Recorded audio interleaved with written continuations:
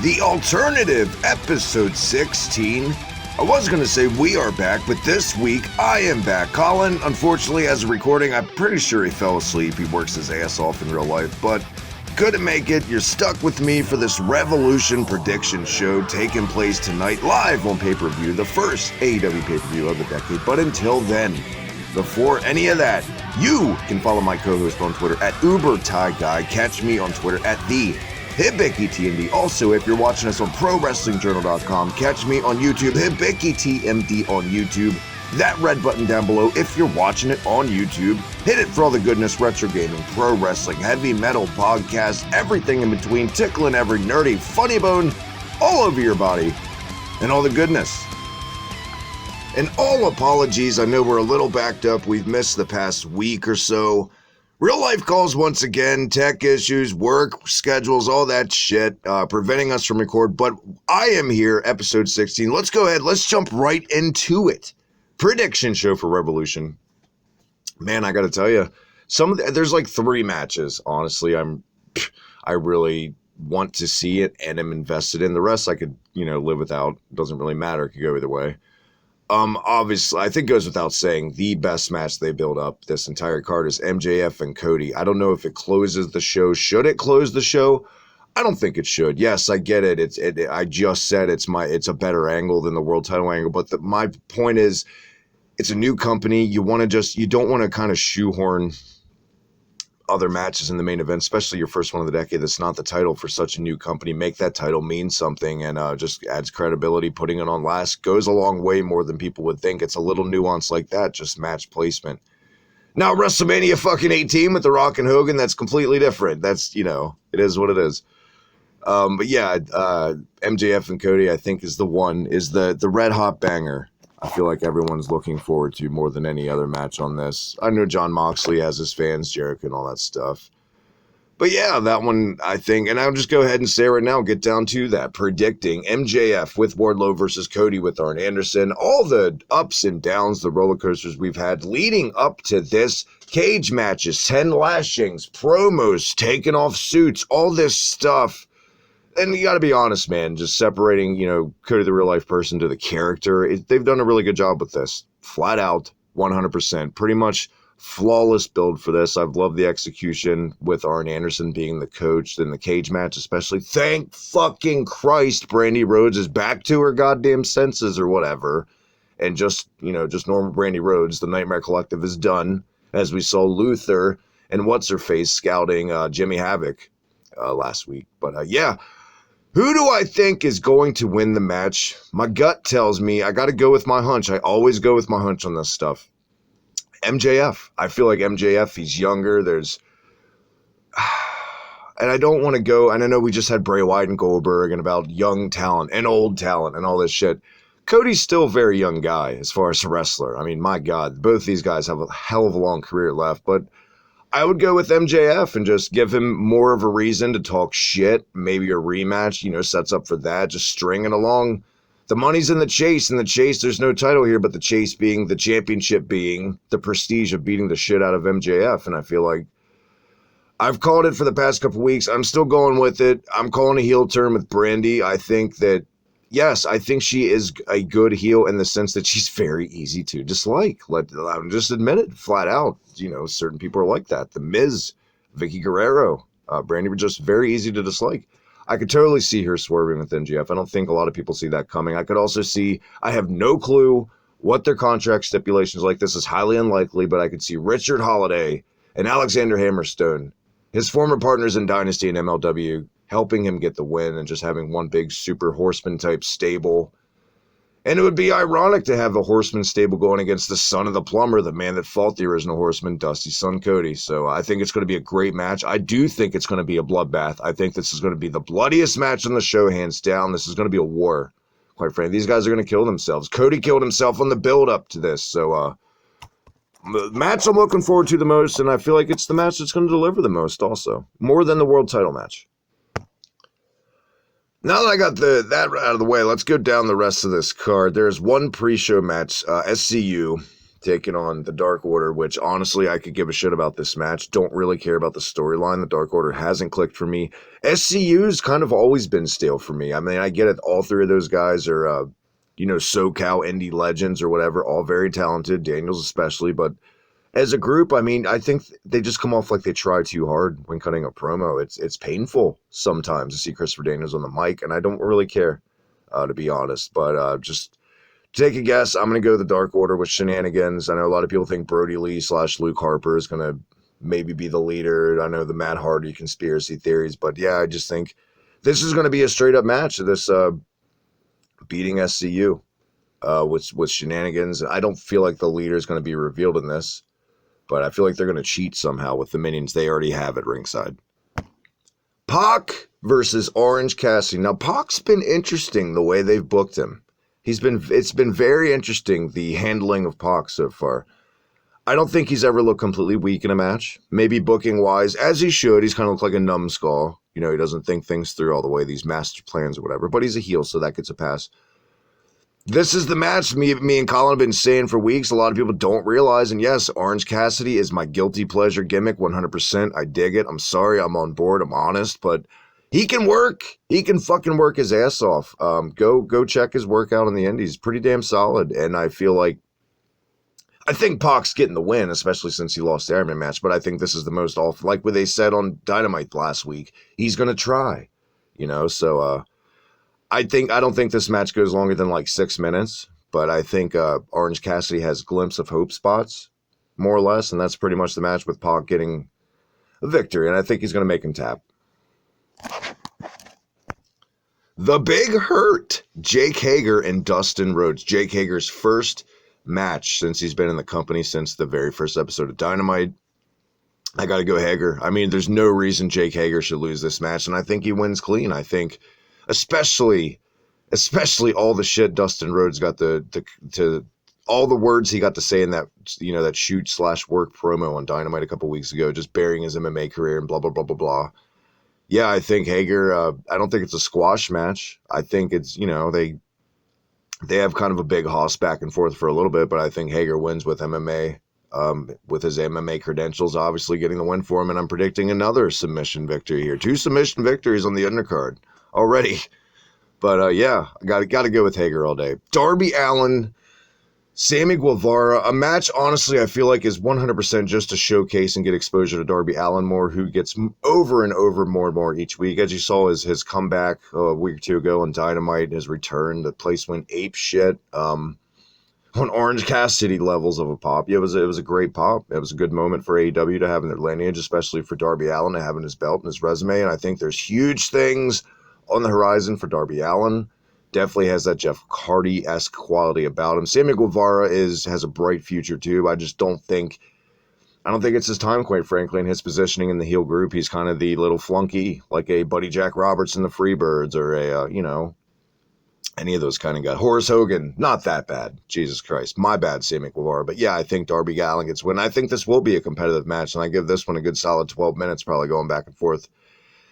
The little, the thing, which they did it again, the little sign thing Darby Allin did, mocking Sammy Guevara, but they did it on the picture-in-picture this week, so it didn't really pan out as probably well as it should. But I think he's going to win with the coffin drop, especially because he did it in the sign gimmick. And on to the next one for Darby Allin. I think for right now, he's kind of in that Sting position, not on that level of prominence per se, but just this weird enigma, vigilante, whatever the fuck you want to call him, strategically going to take out the Inner Circle. I kind of think that's the route they're going with him. Is he AEW Sting? I mean, honestly, I'd just like to think of him as AEW's Darby Allin, but it's a good kind of parallel to have there, so I get it. But we'll see, and once again, Darby Allin all day in this match. First of 3 title matches on this card, AEW Tag Team Championship. The Elite versus the Elite. Hangman Page, Kenny Omega taking on the Young Bucks. This has been a big slow burn build, a lot of back and forth with clips on being the Elite, teasing this breakup on Dynamite Weekly. They've been doing a lot more on Dynamite than they were in the beginning, so that's a good step. They did a sit-down interview on this week's Dynamite, which I thought was fine. It wasn't amazing. I liked the little jab. He called him an ROH jobber. Matt Jackson saying that to, Hangman Page. getting on him about bringing a drink to the interview, and then Hangman Page stomped off. Tons of tension right now, and you could even see they're playing it where there's tension with Kenny Omega now because the Bucks, quite frankly, they came all cocky in this sit-down interview, and for the first time in this whole build, this is the first time we've ever seen the Young Bucks really come off as dicks. But as they should, because they even said it in the sit-down too, we're here to win the titles, friendship is friendship, but it's business right now. And as for the match, look, I've said it a million times, every time I see the Young Bucks on a card, I can immediately see the match play out in my head. I am totally refreshed, though, on the other end of that lately by the tag work of Omega and Adam Page, and everyone knows my thoughts on Omega. Not the biggest fan, but I am a huge fan of Adam Page, and I feel like these two, surprisingly, their styles have meshed so well together as a tag. You would think they've been tagging for years. What do they do? Do they pull the trigger on the breakup here? How do they book it? Do they get the win? I honestly feel that the Young Bucks, if they keep, I've been saying it since episode 1 on this show, since Dynamite, since All Out, all we ever hear from the announced team is they're the best in the world. In the sit-down interview, the Young Bucks said they're the best in the world. They even said it also, literally verbatim, we're tired of being just called the best in the world. It's time to prove it. And I think they need that, because for the casual fan, just catching these guys who have no clue who they fucking were in Japan, Ring of Honor, TNA, any of that shit, why are these guys special if they always lose, or they win, but they never can quite win the big one? They choke. So I think it's time, and I think as over as Page has been getting lately, I think he could go heel right now, and it wouldn't be too soon or too late. I think it would be the perfect time to do it. Seeing his heel work in Ring of Honor, he's not amazing on the mic, unless he's gotten a hell of a lot better since the last time I saw him in that role. But with Omega and him in there, I think it's only the right direction for Omega to go at this, for him to something to do, because you can't just keep Omega shackled in the tag team, especially with performances like we saw with Pac on Dynamite. I mean, it's same applies for Omega too, like for the casual just checking out this guy. Well, why is he special? Is he just some dude that plays video games who wins once in a while, or is he the best guy in the fucking world? Like the guy I heard about Okada matches, which, by the way, Blackish, the show on whatever network, ABC, I think, name dropped Okada and Tanahashi, so shout out to New Japan for getting that mainstream play. As generic and cliche as it all may seem, I think they keep going the Shawn and Diesel bait and switch thing. Not bait and switch, the accidental hit thing, where Shawn and Diesel, dating myself once again, shocker. You can tell Colin's not here. When Diesel would hold the guy for Shawn, and the guy always fucking moved every time. And it took 3 times for that to happen for Diesel to finally have enough. They've done it maybe twice in their matches, but there was never huge tension from it. But I think it's the Shawn and Diesel effect. I think the 3rd time's the charm. It's old school, but sometimes old school's fucking fine, and that works. It's cyclical. What goes around comes around. The coin Bray Wyatt on Twitter. It's a circle, man. It's a circle, man. But yeah, I think that that slip up cost them the match, and the Bucks get the win with the Meltzer driver, new champs. And a big tussle and tiff after the match between Page and Hangman, and off we go with that feud. And the Young Bucks, that tag division's pretty goddamn deep, not going to lie. They could go anywhere right now. There's so many teams that are over. Even the best friends are getting built up. They got the win on Dynamite this week. So, yeah. But like I said, as far as a match, I can't really rate it fair because I'm so biased. I can't lie to you guys. I'm not a professional. Fuck it. I'm just a dude. I don't like the Young Bucks in real life. So, for one, I don't want to bother critiquing a flip fest, but that's exactly what it's going to be. And that's fine. That's modern wrestling, and that's a discredit to guys like Adam Page in there trying to think outside the box. And even Omega sometimes. But yeah, it's a Young Bucks match, LOL. Speaking of LOL, and I know at first I might have defended it. I'm not completely sure if I did. So those of you that obsessed with me and hate me that much that want to go back that far and see if I really did and then throw it in my face later, by all means. But I don't feel like I hated the look of the AEW women's title at first, but now, the more that I've seen it, I despise this design. They need to rethink all their inks, go back to the drawing board, and make this not look like a piece of goddamn plastic, some toy, not even a WWE belt you would buy at Kmart, like one of those toys you buy at the dollar store, like bland, generic action figure man A. It's brutal, especially on a bigger gal like Nyla Rose. It looks even worse and even smaller. On Rio, it looks small, so that should tell you. the size, and just, I hate this fucking belt so goddamn much. That being said, the women's title match at Revolution, Nyla Rose defending the title against Chris Statlander, Miss Boop herself. Does this have the potential to be the Gail Kim and Awesome Kong of AEW? Yes, I think it does. Is it too soon to do this match? No, I don't. I mean, as much as I just said about the depth of the tag division, there's questionable depth to the women's division, but the problem is it needs seasoning. The difference with the tag division of AEW, those guys, pretty much all those teams have either A, been together for years, or B, just been doing this for years. A lot of these women, this is the biggest stage I've ever been on, they just combined the women's roster, not really sure how many years, maybe 40 years combined. That's sad. Oh my God, that's sad. I see a huge future, especially from Dynamite this week. The more and more I see her, shout out to Big Swole, man. I think that's a future champ right there. I like Shanna. I just need to see more personality, some different gear. Shout out to my friend JD. Yeah, I think Nyla Rose is taking this way too soon to put the belt off of her, especially if they want to just make her this force that she should have been from the beginning. I think they're doing it, though. I think they're pulling the trigger, and I think they're going to make her that steamroller that just beats the shit out of the other women in the division, as she should right now. And the money is in the chase. And if they do it this way, if they choose Big Swole, even K-Stat down the line again, Sheeta, whoever finally takes the belt off of her, it'll be that Drew McIntyre, Brock Lesnar, Royal Rumble effect. Finally, somebody eliminated Brock. That fucking roof went off the building. And I think that'll be no different here. I think this would be a sloppy match. I'm not going to lie. And I love Chris Statlander. I'm not the biggest Nyla Rose fan at all, but I think for K-Stat's been sloppy more times than not in AEW. I don't want to think they're going to be sloppy. I want them to have a good match, but I just got a feeling, man. Every time I kind of see them go at it, they don't have the best chemistry. Maybe they'll surprise me. I want them to surprise me. But yeah, Nyla Rose, I think, is going to get the win in a back and forth match. I see him getting about 20 minutes, to be honest. And off we go. As far as next challenger for Nyla Rose, I have no goddamn clue. I mean, you could go Sheeta. You could go, obviously not Britt Baker because she's super heel right now. I don't know. No clue. The Genie? Fucking Genie? Your guess is as good as mine. What upcoming babyface red hot Ricky Morton Fire challenger is going to try to take the belt, but as of right now I have no goddamn clue, but I'm still going with Nyla. And here we are at the end of the road like Boys to Men. It's crazy. And in nearly 6 years I've been doing this. I've done and just literally almost hundreds of podcasts, maybe done 3 solo in the entire run. And this might be number 3, but I can't believe I've even gone 20 minutes. I'm blowing my own mind, but it's main event time.